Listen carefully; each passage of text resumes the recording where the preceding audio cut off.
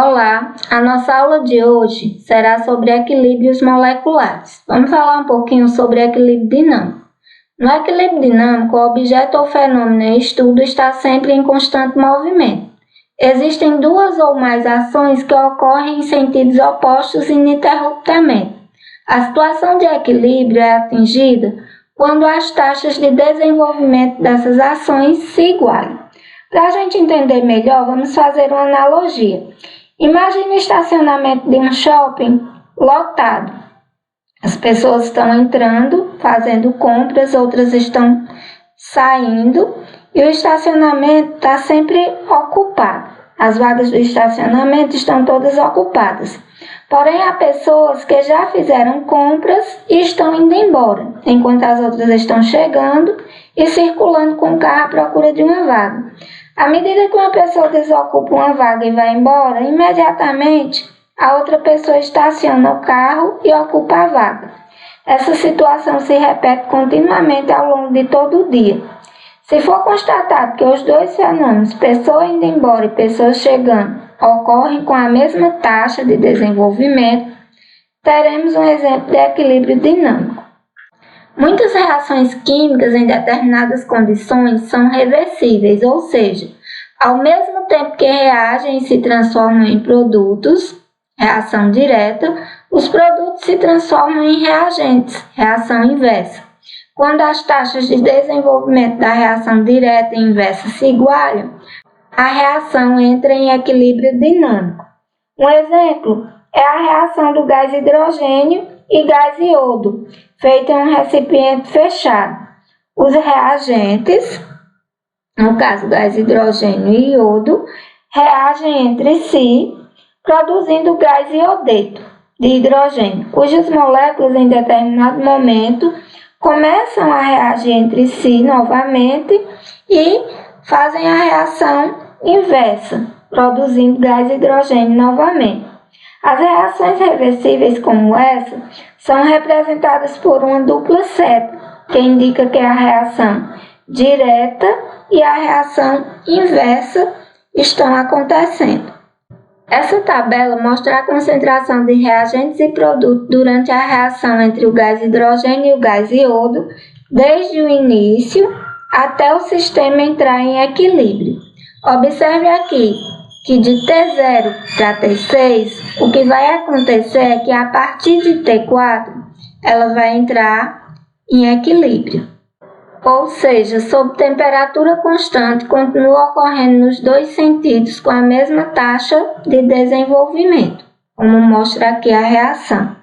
No equilíbrio, em temperatura constante, a taxa direta da reação é igual à taxa da reação inversa. Vamos ver agora, por meio de um esquema, como esse fenômeno acontece etapa por etapa. Em T0, no início temos um recipiente fechado, já que todas as substâncias se encontram na fase gasosa, contendo apenas os reagentes a temperatura constante. Nesse esquema aqui, que é um modelo do momento em que a reação tem início, estão representadas 4 moléculas de H2 e 4 moléculas de iodo. No total, são 8 átomos de hidrogênio e 8 de iodo. Como a concentração de reagente é máxima, a taxa de desenvolvimento da reação direta é máxima.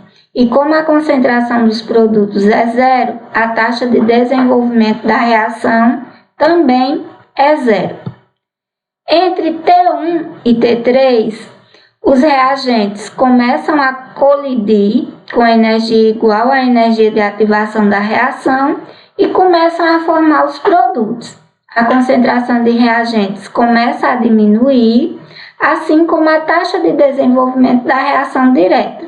Entretanto, à medida que a concentração de produtos vai aumentando, a reação inversa tem início e a sua taxa de desenvolvimento também vai aumentando. Nesse esquema aqui, a gente consegue perceber 3 moléculas de gás hidrogênio, 3 moléculas de iodo, 2 moléculas de gás iodo, no total de 8 hidrogênios e 8 iodo.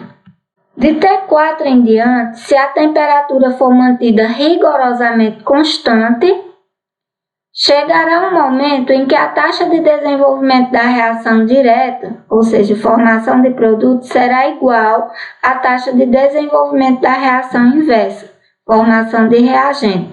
Nesse ponto, a gente diz que a reação entrou em equilíbrio dinâmico, ou seja, as reações direta e inversa continuam ocorrendo ininterruptamente com a mesma taxa de desenvolvimento, desde que seja mantida constante a temperatura.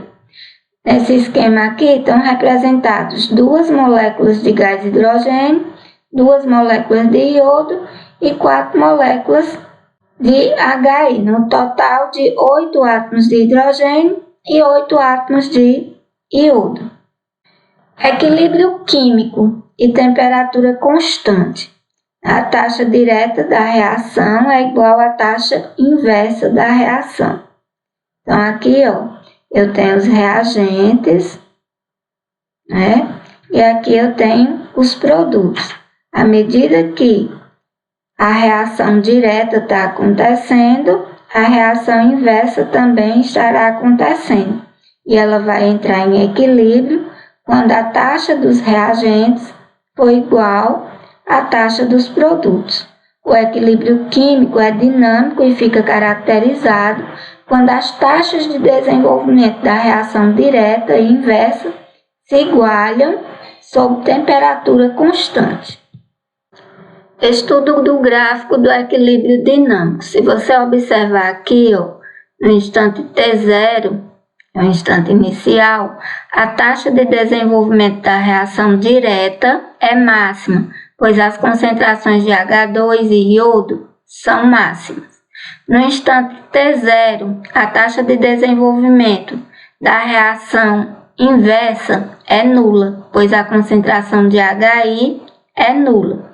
Se eu observar aqui no instante T4, as taxas de desenvolvimento da reação direta e inversa se igualam. As reações direta e inversa continuam a ocorrer sem parar, com a mesma taxa de desenvolvimento. As concentrações de H2 e de gás iodo se mantêm constantes, desde que a temperatura se mantenha constante. A reação, nesse caso, entra em equilíbrio dinâmico. Vamos fazer algumas observações. O equilíbrio químico só pode ser atingido em sistemas fechados, ou seja, onde não há troca de matéria com o meio ambiente. Em sistemas fechados, toda reação química é reversível em maior ou menor grau. As propriedades macroscópicas de um sistema em equilíbrio químico, como a concentração, densidade, massa e cor, permanecem constantes. As propriedades microscópicas de um sistema em equilíbrio químico, como colisão entre partículas, formação de complexo ativado, transformação de uma substância em outra, permanecem em evolução, pois o equilíbrio químico é dinâmico. O equilíbrio químico de uma reação só se manterá estável enquanto o sistema em reação for mantido isolado, sem trocar matéria ou energia com o ambiente. Se houver troca de energia, variação da temperatura, o sistema vai se ajustar a um novo estado de equilíbrio e as propriedades macroscópicas desse sistema vão sofrer alguma variação até se estabilizarem novamente.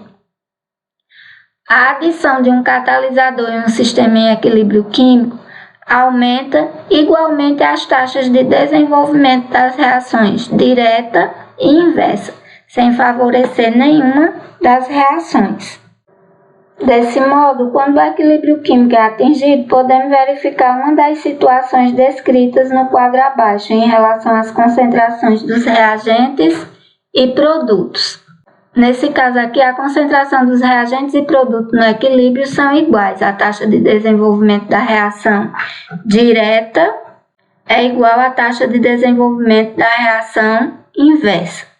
Nesse segundo caso aqui, dá para perceber que a concentração de reagentes é maior que a concentração de produtos. No caso, a taxa de desenvolvimento das reações direta e inversa são iguais.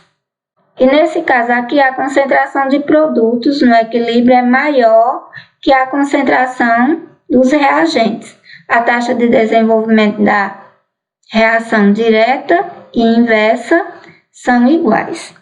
Bem, pessoal, era isso. Na próxima aula a gente continua com o assunto.